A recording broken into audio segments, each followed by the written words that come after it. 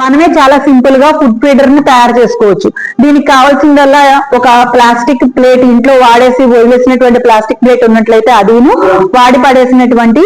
ఏవైనా drink bottles కానీ ఇలాంటి సోడా బాటిల్స్ కానీ ఉన్నట్లయితే వాటిని తీసుకుని దాని యొక్క మూతని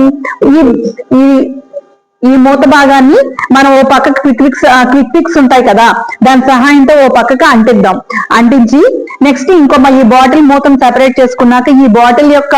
ఈ ఎడ్జ్ భాగంలో అంటే ఈ మౌత్ పార్ట్ లో కనుక మనం కొంచెం పెద్ద హోల్స్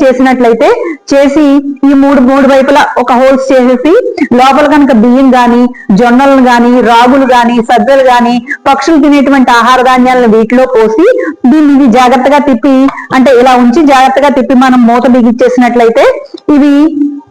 ఈ ఆహార ధాన్యాలు దీంట్లోకి వచ్చి పడతాయి. వీటిని పక్షులు ఇక్కడ వీటిని మళ్ళీ మనం ఏం చేయాలి, ఇంటి ముందే ఇందాక నెక్స్ట్ ఎట్లా హ్యాంగ్ చేసుకుందాం అనుకున్నామో అట్లా ఇంటి ముందే వీటిని కదలకుండా హ్యాంగ్ చేసినట్లయితే, వేలాడదీసినట్లయితే పక్షులు ఇక్కడికి వచ్చి